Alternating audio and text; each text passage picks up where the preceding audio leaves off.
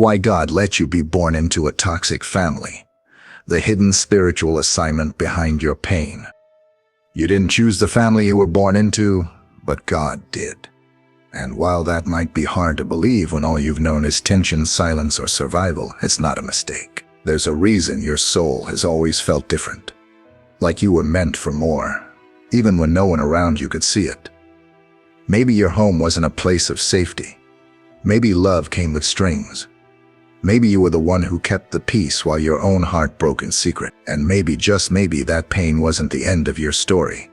Maybe it was the beginning of your purpose. You see, God doesn't raise warriors in palaces. He grows them in pressure. And He doesn't plant the chosen where it's easy. He plants them where their roots have to fight to grow, not to punish them, but to prepare them. If you've ever felt like the black sheep, the outsider, the only one in your family who saw the cycles and wanted to break them, this message is for you. Because what felt like rejection was actually redirection. What looked like dysfunction was actually divine training. And the reason your family couldn't see who you are is because God set you apart for something they weren't ready to understand. You weren't born into the storm by accident. You were born to silence it. Part 1. You were born for battle. The divine placement of the misfit. There's something different about you, and you've known it for a long time. Maybe you couldn't name it when you were young, but you felt it. You saw what others ignored. You asked questions no one wanted to answer. You carried weight in your heart that wasn't yours to bear. And you sensed, sometimes in whispers, sometimes like thunder, that you were born for something more. That you didn't quite belong, even in your own home. You've been labeled the misfit, the rebel, the too sensitive one, the one who's always doing too much or never enough. But heaven sees you differently. You're not misplaced. You're strategically placed. God doesn't waste anything. Not your tears, not your trauma, not even your bloodline. He hatched you right where you are, not because He wanted you to suffer, but because He knew you were strong enough to survive what others surrendered to. You weren't born into peace because you were born to make war in the spirit. You were born into the brokenness, so you could be the one who breaks the curse. And that misfit feeling, that wasn't rejection from God, it was a sign that you were marked. Scripture is filled with misfits turned messengers. Joseph was hated by his brothers and thrown into a pit before he ever touched the palace. David was left out in the field while his brothers were presented to the prophet. Esther was orphaned and hidden before she became a queen. Moses was raised in the palace of the enemy before leading his people out of bondage. None of these stories started in comfort. They started in conflict, and yet every single one was chosen. When you look at your life and see dysfunction, God sees development. When you feel forgotten by those who should have protected you, God sees someone He's preparing. Because you don't train warriors on a playground. You train them in the battlefield. And sometimes the first battlefield is your family. It's where your discernment is sharpened, where your prayer life begins, where your compassion grows, where you learn to stand alone before you ever stand before people. The enemy knew who you were before you did. That's why the attack started early. He saw the oil on your life before anyone else did, and he used the people closest to you to try to convince you it wasn't real, to make you doubt your worth, to make you question your voice. But you're still here, still breathing, still standing, and that alone is proof that you were never fighting alone. You weren't born into the storm by accident. You were born because of it, because God needed someone bold enough, strong enough, faithful enough to carry light into the darkness, and He picked you. Not because you had it all together, but because you'd be willing to say yes, even while bleeding. You're not the black sheep. You're the blueprint. You're not the curse. You're the correction. And no matter who couldn't see your value, God never took His eyes off you. You are the misfit. Yes, but only because you were made to fit into a higher calling. And that calling begins where most people's faith ends, in the middle of the fire. Part 2. Pain as preparation.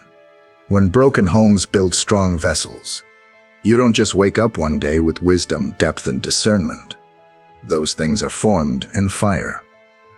They're the result of walking through seasons that crush you, only to find God holding the pieces.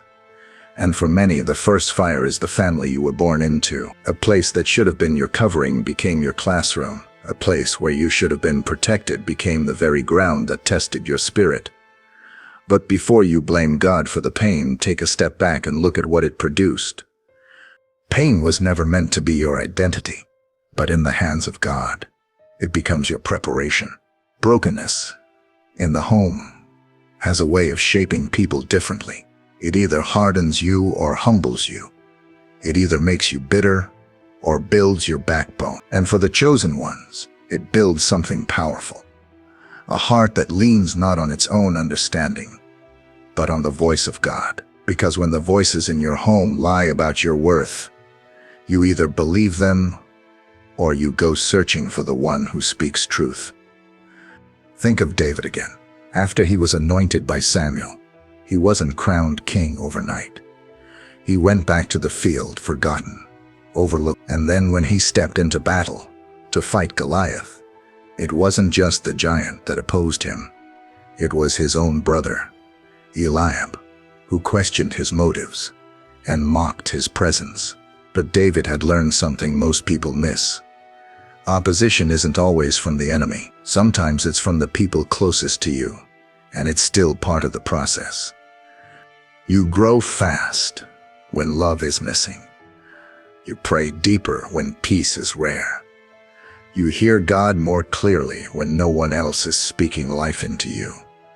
The ones who've walked through the valley don't just come out stronger, they come out anointed. Because while others were learning religion in safe spaces, you were learning desperation in the wilderness, and desperation makes room for revelation. Some of the deepest people you'll ever meet came from the most broken places. Not because God delights in suffering, but because He knows what suffering can do in the hands of someone who surrenders it. When you hand over your pain, He shapes it into purpose. He uses every insult, every silent wound, every slammed door, every unanswered cry, and He turns it into strength, compassion, and calling. God doesn't throw people away. He repurposes them. And if your pain feels too deep, it's only because your purpose is. He's been shaping you for something greater than survival. He's been building a foundation so strong that when your moment comes, you won't crumble, you'll stand. Because you've already been through what would break most people, and by His grace you didn't break. Part 3. You are the first. Why the curse stops with you. Look around your family and ask yourself, why am I the only one who sees it? Why am I the only one who questions this? Why do I feel so convicted by things others call normal? It's not pride. It's not rebellion. It's calling. God placed you in the middle of the dysfunction not to become part of it, but to end it. Generational curses are real patterns of anger, abuse, addiction, manipulation, broken marriages, spiritual silence. And someone in every bloodline has to be the first to say, no more. That someone is usually the one who feels everything the deepest. The one who can't sit in silence while the cycles repeat. The one who is willing to stand alone, even when it hurts. If that's you, then hear this clearly. You're not cursed. You're called to break the curse. Being the first is never easy. There's no blueprint, no applause, no one to walk you through the process. You pray prayers your parents never taught you. You set boundaries your family doesn't respect. You walk in healing while they call it betrayal. But God knows the weight you carry. He gave it to you because He knew you could carry it with Him. Gideon was hiding when God called him a mighty warrior. Before he ever led Israel into battle, his first assignment was personal. Go home and tear down your father's altar to Baal. Before he could break the strongholds around him, he had to confront the strongholds within his own bloodline. That's what God is calling you to do, not to shame your family, but to confront what they were too afraid to face. You may never get the validation you crave from the people you love, but you will have the approval of heaven. You may feel like an outcast in your own home, but you are known deeply by your Father. And what you're doing, choosing healing over hiding, truth over tradition, freedom over fear, that's kingdom work. That's legacy building. That's what curse breakers do. The resistance you face is not a sign you're failing. It's a sign that you're the first. And the first always bleeds more, but the first also builds more. You are laying a foundation your children will stand on. You're creating a new spiritual lineage that starts not with perfection, but with surrender. The curse stops with you not because you're strong, but because you said yes. And that yes is louder than the dysfunction you were born into. That yes is heaven's weapon in a generational war. That yes is the beginning of something holy. Part 4. When family becomes the furnace, how conflict reveals calling. The place that was meant to nurture you often became the very place that tried to silence you. And while that hurts deeply, it's also revealing something sacred. The enemy doesn't attack what isn't a threat, and when your calling carries weight in the kingdom, don't be surprised if the first place it's challenged is your own home. That's not just personal, it's spiritual. That's not just dysfunction, it's a furnace. In Scripture, the furnace isn't where people are forgotten, it's where they're forged. Shadrach, Meshach, and Abednego didn't meet God outside the fire. They met him in it. And just like them, God didn't wait for your environment to get better before he began shaping you. He started right in the middle of the heat, because conflict has a way of revealing who you really are. When peace is stripped away, when affirmation is missing, when criticism becomes your soundtrack, your identity either collapses or it's clarified. And for the chosen ones, God uses the fire to burn away every false label and every lie spoken over you. This is why it's often the most anointed people who walk through the most intense family battles. You're not crazy. You're not too emotional. You're not imagining the tension. You're just carrying something they can't name and don't understand. The pressure you've been feeling isn't just emotional, it's prophetic. God is calling something out of you, and sometimes he'll let conflict expose it. Think of how David was treated. He was a worshiper, a warrior, a leader after God's own heart.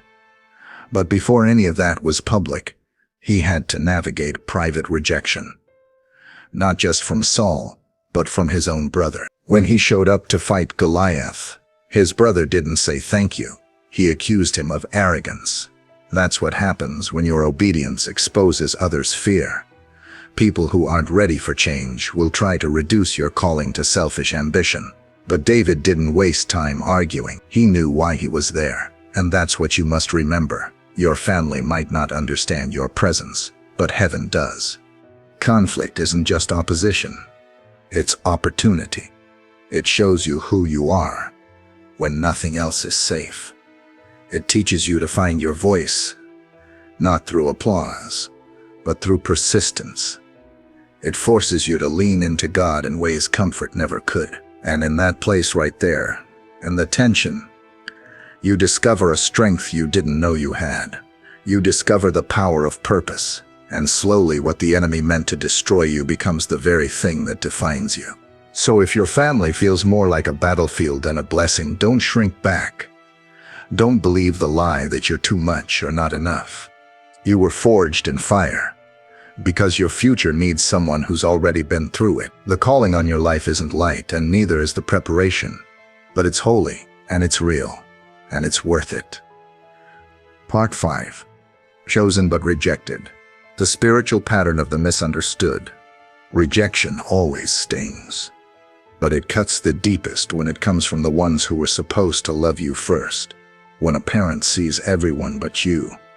When a sibling mocks the parts of you that are most sincere.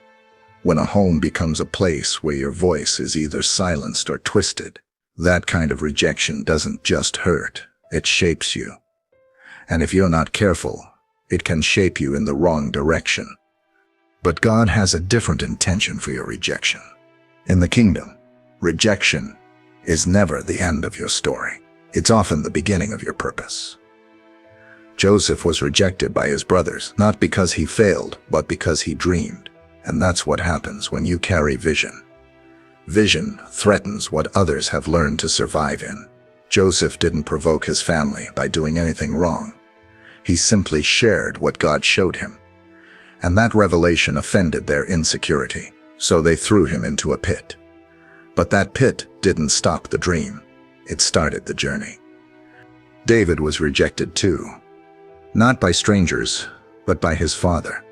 When Samuel came to anoint the next king, Jesse didn't even think to invite David in from the field. And later, when David brought food to the battlefield, his own brother questioned his motives. Rejection followed David not because he lacked value, but because others lacked vision. But that didn't stop God. In fact, that rejection became the runway for David's anointing. Even Jesus, perfect, sinless, full of love, was not immune to rejection. The Gospel of John says, "He came to his own, and his own did not receive him." His own brothers didn't believe in him. The people from his hometown reduced him to just the carpenter's son. And he said something that echoes through the hearts of every chosen one today. A prophet is not without honor except in his own town and in his own home. So what do you do with rejection that close? You let it redirect you, not define you. You stop chasing validation from those who were never meant to affirm your calling. You stop shrinking to make others comfortable, and you start walking in the truth of who God says you are. Rejection can feel like a closed door, but sometimes God uses that closed door to lead you into a wide-open destiny. Because if everyone had accepted you, you might have settled for less than what He's called you to. If your family had clapped for you, you might have never learned to lean on heaven for your worth. And while it hurts, that pain has driven you closer to the only voice that matters. Let rejection refine you, not ruin you. Let it push you toward purpose, not bitterness. Let it be the evidence that you are, in fact, different. That you carry something from heaven that won't always be understood on earth. You may have been rejected by people, but you were never rejected by God. And His acceptance is not temporary, it's eternal. It's eternal. Part 6. The weapon of forgiveness. Winning the war without bitterness. Forgiveness isn't easy, especially when the wounds came from people who shared your last name, your home, your childhood. It's one thing to forgive strangers. It's another to forgive the ones who were supposed to love you. The ones who knew exactly where to hurt you. And did. Again and again. Forgiveness in that kind of setting doesn't feel holy. It feels impossible. But if you're called, chosen, set apart for something greater, then forgiveness isn't just a command. It's a weapon, and it's one you'll have to learn how to use. The enemy would love nothing more than to trap you in bitterness, to make you rehearse the betrayal until it becomes your identity. But forgiveness breaks the cycle. It cuts off the spiritual chain linking your future to your past. It doesn't mean pretending the pain didn't happen. It doesn't mean excusing the abuse or minimizing the manipulation. It means you stop letting it define your decisions. You stop bleeding on people who didn't cut you. You stop carrying what was never yours to hold. Look at Joseph again. The very people who sold him into slavery showed up years later, starving, broken, desperate, and he had power. He could have crushed them. Instead, he cried. He embraced them. He fed them. And he said something most people never forget: "You meant evil against me, but God meant it for good." That's what forgiveness sounds like when it's been purified in the fire. That's what it means to see with spiritual eyes. Jesus didn't just teach forgiveness. He lived it. Hanging on a cross, surrounded by mockers and martyrs, he looked up and said, "Father, forgive them. They know not what they do." He didn't wait for an apology. He didn't hold a grudge. He forgave in the middle of his suffering, not because they deserved it, but because he was free. And that's what you're being called into. Not weakness, but freedom. Forgiveness isn't just release. It's revelation. It proves that what they did didn't kill what God placed inside of you. It proves that your heart still beats in alignment with heaven, even after all it's been through. And when you forgive, truly forgive, you rob the enemy of one of his favorite tools. You stop the generational pattern right in its tracks. You become untouchable in the spirit because there's no bitterness left for him to use. This doesn't mean you have to reconcile with toxic people. Forgiveness isn't always about relationship, it's about release. Sometimes the most powerful thing you can do is let go and move on with boundaries, with wisdom, and with peace in your soul. Forgiveness is the cry of the mature. It's the sign that you've outgrown the pain and stepped into the purpose. And if you're going to carry the calling, you'll need to carry forgiveness too. Because the chosen don't fight like the world fights. They fight with love. They fight with grace. They fight with truth. And most of all, they fight by forgiving, even when it hurts. Part 7. Legacy starts with you, building what you never had. You may have come from brokenness, but brokenness is not your destiny. You were not placed in a toxic family to become another link in a chain of dysfunction.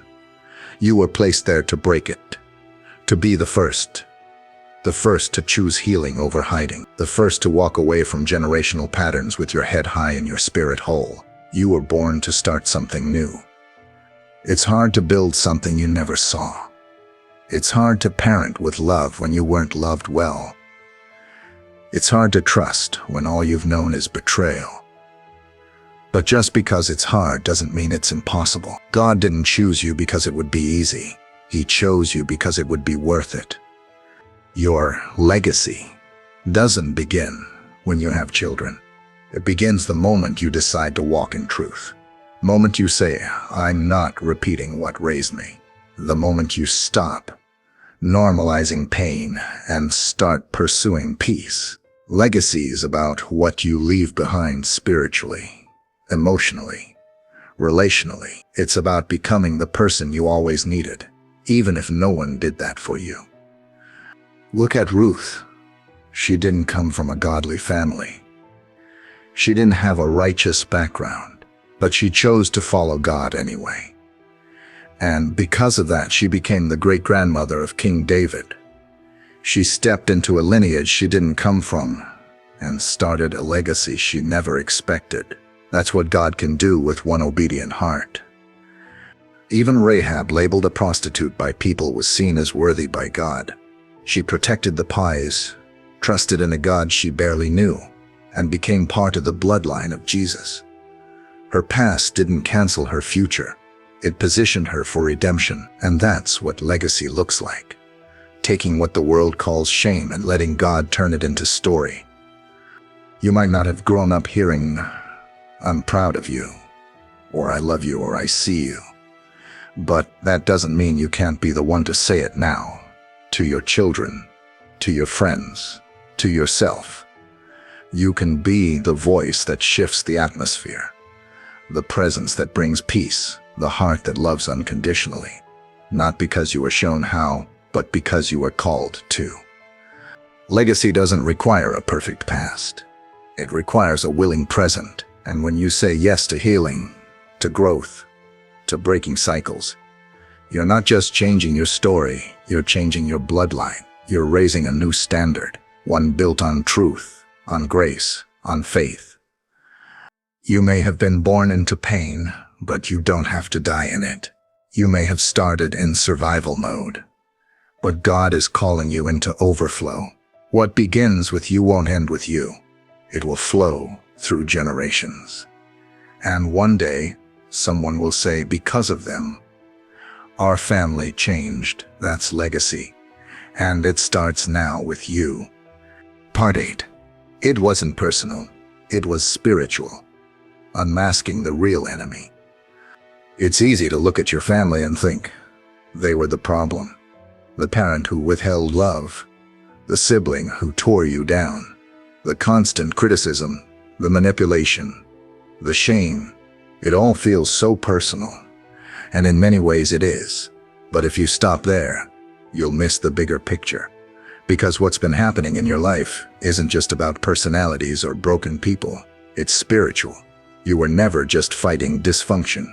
You were in a battle between heaven and hell for your identity, your destiny, and your voice.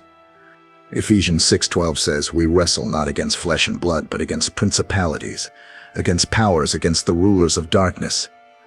That means your enemy is not your mother, your father, your brother, or your cousin. Your enemy is the spirit working behind the scenes, trying to keep you bound, silenced, small. Because the devil knows something most people don't. When God marks someone, that mark threatens every generational curse that's gone unchallenged. And the first way the enemy tries to destroy a calling is through proximity. He uses those closest to you because their words cut the deepest. You've been wrestling with more than emotions. You've been pushing back against spiritual strongholds. That's why it's felt so intense. That's why healing has taken so long. Because this isn't just about being hurt, it's about being hunted. And yet, despite all of it, you're still here, still breathing, still seeking God. That alone is a threat to hell. The people who hurt you may never understand what they were part of. They may never see the role they played in the enemy's plan to silence your destiny. But you see now. And with that sight comes authority. You no longer have to waste your energy fighting people. You can rise up in prayer and fight the real battle, in the Spirit, with the Word of God, with fasting, with worship, with truth. Because the moment you stop seeing your life through a human lens and start seeing it through a spiritual one, everything changes. The bitterness starts to break. The confusion starts to clear. The enemy loses access because you're no longer distracted by the surface. You're going after the root. Jesus said from the cross, "Father, forgive them, for they know not what they do." That wasn't weakness. It was clarity. He knew that the hands driving the nails weren't the real enemy. He knew there was a war in the spirit that went far deeper than what anyone could see. And in that moment, he broke the power of that war by refusing to fight flesh with flesh. He overcame darkness by staying focused on the light. You're being called into that same clarity. You've cried, you've questioned, you've fought battles no one knew about. But now it's time to lift your eyes. This has always been about more than just your family. This has been about your calling. And now that you see it for what it is, you're no longer a victim. You're a warrior. And a warrior doesn't waste time fighting people. A warrior fights principalities and wins. Part 9. Rising from the rubble. How God rewrites your story. You didn't get to choose how your story started. You didn't pick the house you were born into, the wounds you received, or the battles you had to fight as a child. But you do get to choose what happens next, because in God's hands, the rubble of your past isn't a grave. It's the foundation for a brand new life. God is not afraid of broken beginnings. In fact, He specializes in them. All through Scripture, we see Him take what's been shattered and build something sacred. Look at Joseph, betrayed and forgotten. David, mocked and hunted. Ruth, widowed and displaced. Paul, violent and blind. Each of them had a story that looked like it ended in disaster, until God stepped in and rewrote the ending, not by erasing the pain, but by redeeming it. That's what He wants to do with you. The trauma you've carried for years, it can become a testimony. The silence you were forced to keep, it can become a voice that sets others free. The very things the enemy used to try and bury you are the very things God will use to raise you. Not in spite of them, but because of them. You don't have to be defined by what you came from. You don't have to repeat what raised you. God is not waiting for you to be perfect. He's waiting for you to say yes, because when you do, He begins to rewrite the narrative. Not just for you, but for every life your story will touch. Nothing you've walked through is wasted. Every tear, every betrayal, every lonely night, it all becomes part of the miracle. That's how redemption works. It doesn't deny the darkness. It declares that even in the darkest places, God is still God, still faithful, still able to make beauty from ashes. You may feel like your story is too messy, too complicated, too far gone, but God sees something else. He sees a vessel ready to carry glory.